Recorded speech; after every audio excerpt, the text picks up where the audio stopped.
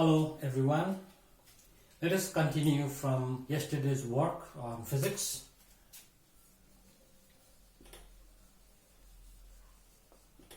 Continuation of numericals on lever. Yesterday we had solved some numericals from the textbook on lever, and today we will continue, and I am going to solve few more sums and one or two ICSE problems as well. So let us see in your textbook.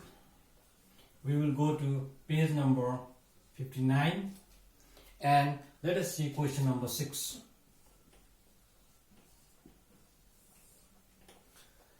In this question, if you turn to your textbook and you will see the question I am going to read there. A pair of scissors is used to cut a piece of cloth by keeping it at a distance of 8 cm from its rivet and applying an effort of 10 kgf by fingers at a distance of 2.0 cm from the rivet. So I am not going to write the whole question because it is going to take a lot of time. So I have a pair of scissors with me. It is given that in this question this pair of scissors is used to cut a piece of cloth. So a piece of cloth is here which is acting like a load. Okay, and the cloth is kept at a distance of 8 cm from its rivet. So now here the new term rivet is used, which can be also taken as the fulcrum, and you are applying an effort of 10 kgf by the fingers at a distance of 2 cm. So your two distances are given and the value of effort is given. Okay, now you have to find two parts of this question. Number one is find the mechanical advantage of the scissor. Second part is the load offered by the cloth. So let me now solve this question number 6. Okay, so if you see here, I'm going to drop all this and question number 6, page number 59. Let me draw a pair of scissors first.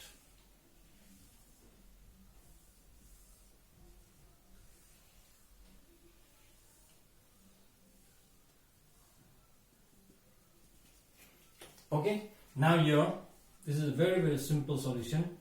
Now if you look at this, this is a fulcrum, you have a load here and the effort is here. So this comes under class 1 lever.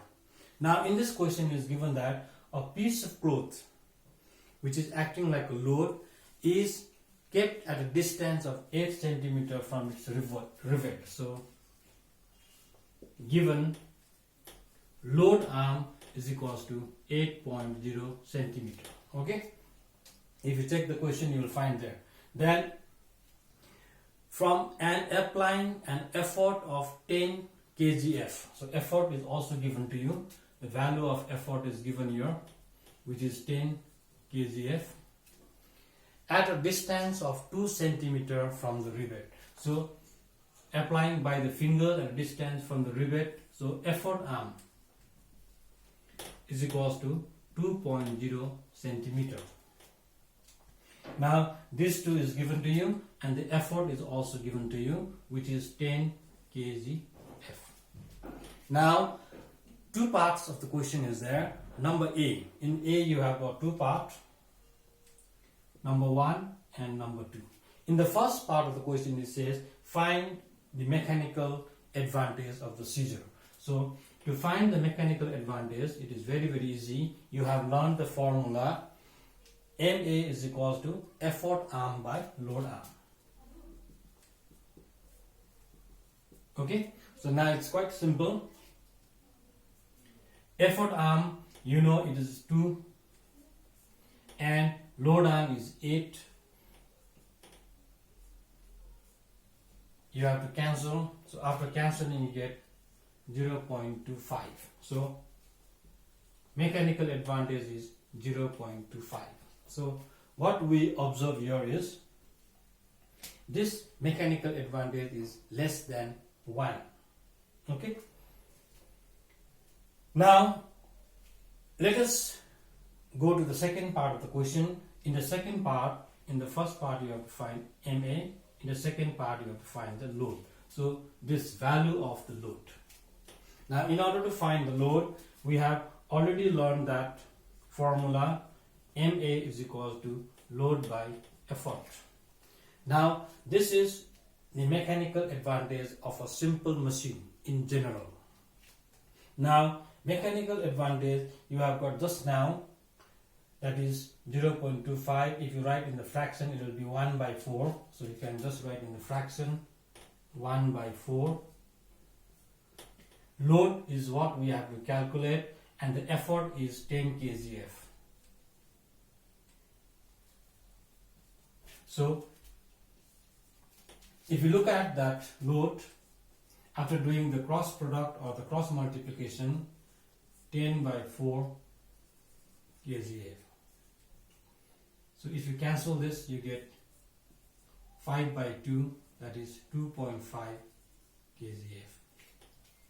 Now what we observe here is the load is less as compared to effort. That means you have to apply more effort. Okay, more effort than the load.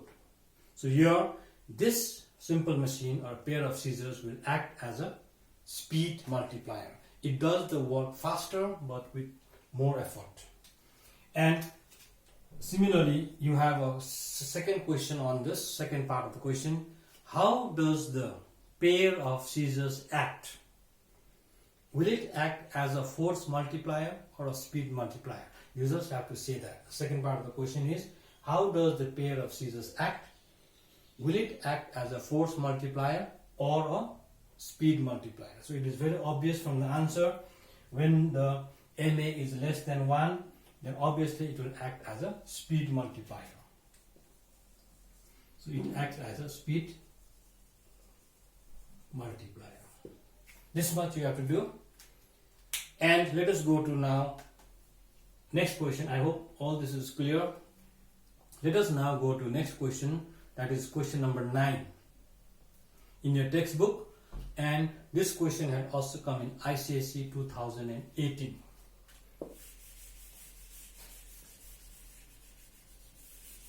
Okay, now I'm not going to write the whole question here.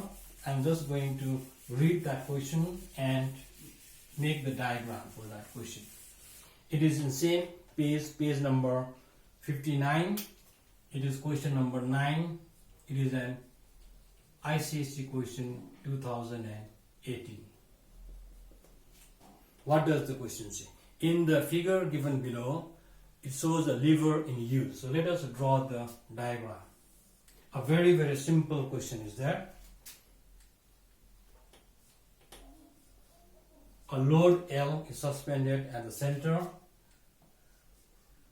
Fulcrum F is at one end and the effort is applied at the other end. Now you have two parts of the question, number A and number B. This will be a 3 marks question. No distances is given, only we see that load is between the fulcrum and the effort, and when the load is in the center, we can tell that it is a class 2 lever. So first question is also same, to which class of lever does it belongs? Which class of levers does it belongs?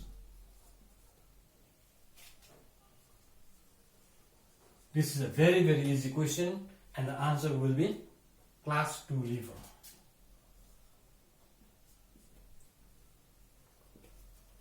In the second question also, you don't have to solve anything, you just have to give the explanation, you have to explain.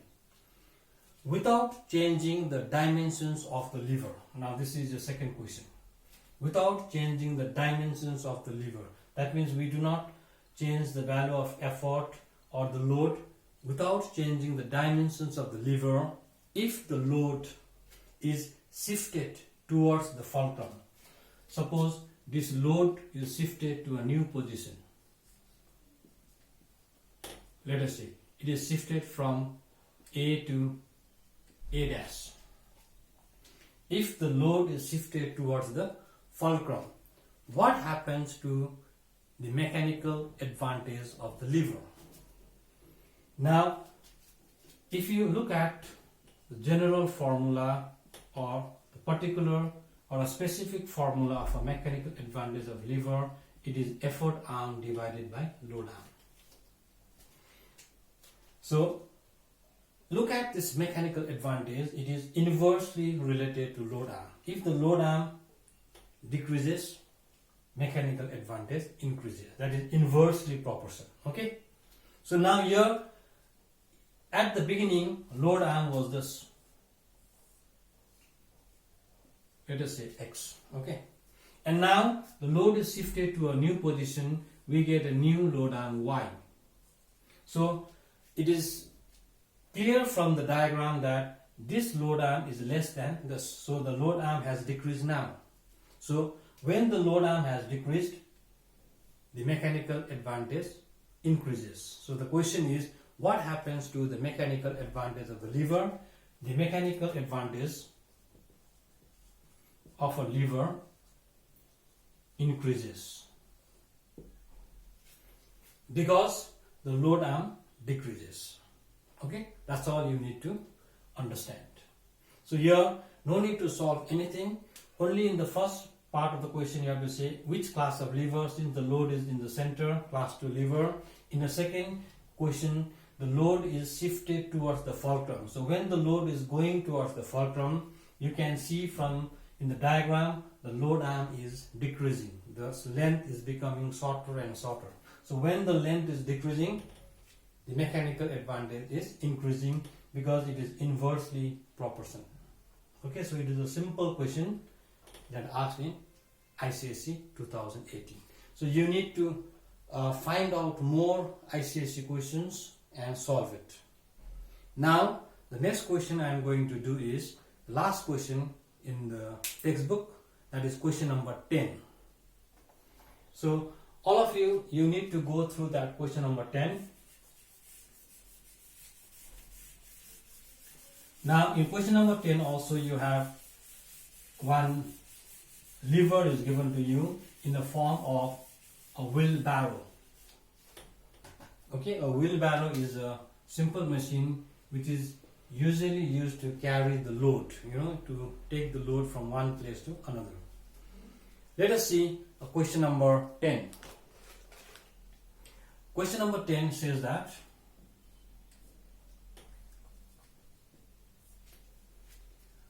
below shows a wheelbarrow of mass 15 kg carrying a load of 30 kgf with its center of gravity at A.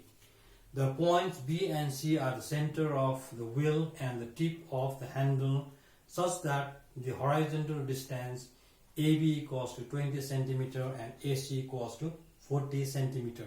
So first of all, this will be clear when I make a diagram here. Okay?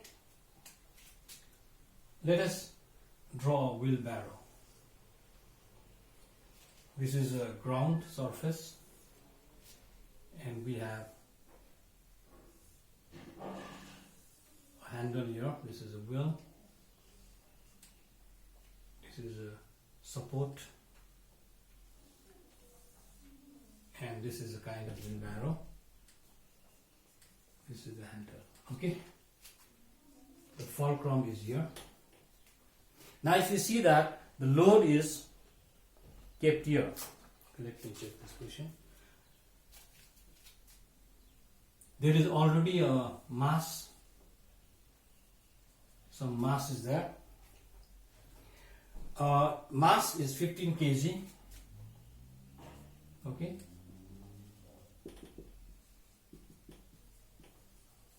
15 kg and it is carrying a load of 30 kgf. So this is the mass of the wheelbarrow and the load here is 30 kgf.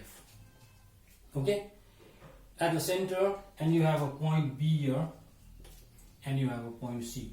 At this point C you are applying the effort and the load is acting here.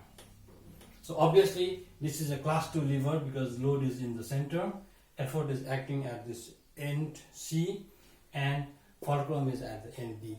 The distance given in the textbook is from B to, let us take this as point A. B to A is given to you 20 centimeter, and A to C is given to you 40 centimeter. Okay, now since there is a mass of this wheelbarrow as well as the load inside, the total load is given like this. See, this is the mass and the load, they are not matching. The unit is also different. So this mass, if I convert into load, if I change into the unit, it becomes 15 kgf. So I have changed the unit because there is a gravity there. Plus, what is the load inside the wheelbarrow? 13 kgf. So therefore, the total load is 45 kgf. So that is the actual load now, including the mass of the wheelbarrow as well as the load inserted. Now, you have to calculate now the effort, how much effort you are going to apply here. So in order to find the effort, we have the formula: mechanical advantage is equals to effort arm by load arm. Now, mechanical advantage of a simple machine is also given by load by effort. This is also one of the formula you can use. Now, the load, the total load that we have found here is to be 45 kgf. You substitute there. Effort, we have to find effort arm from the fulcrum to the effort is 20 plus 40 you have to add, that is 60, and the load arm will be, what will be the load arm? From fulcrum to the effort is will be 20. So now you have to cross multiply. Effort will be 20 into 45 divided by 60. 0, 0 cancel, 2 3s are 6, 3, 15. So effort will be 15 kgf.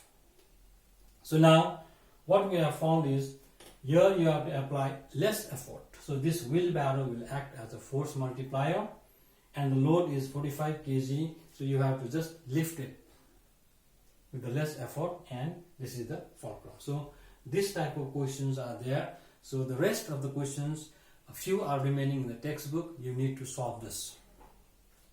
Now let us check one or two questions which have come from the ICSE. These are very, very simple questions. You just have to see one question I am going to tell you.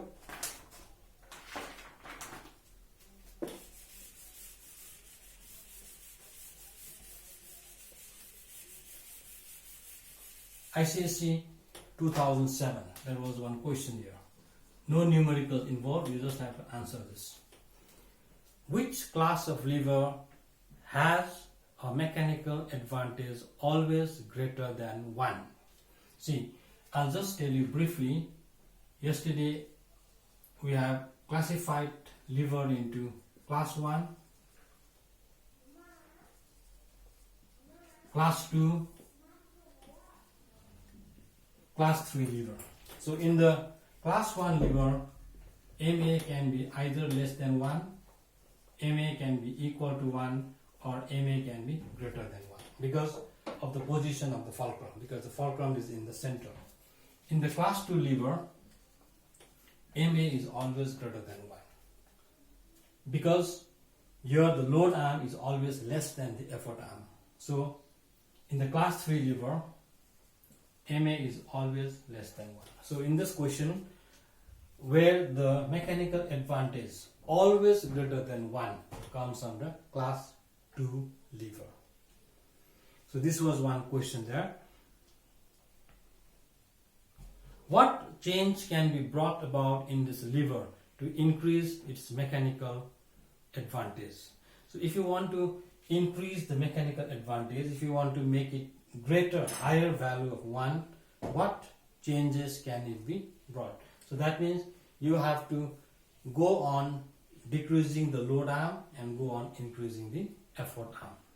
So in this way, you need to solve all the numericals. Okay, now we are going to continue in the next session. I am going to take another topic that is called the pulley, which is also a part of the simple machine. Thank you.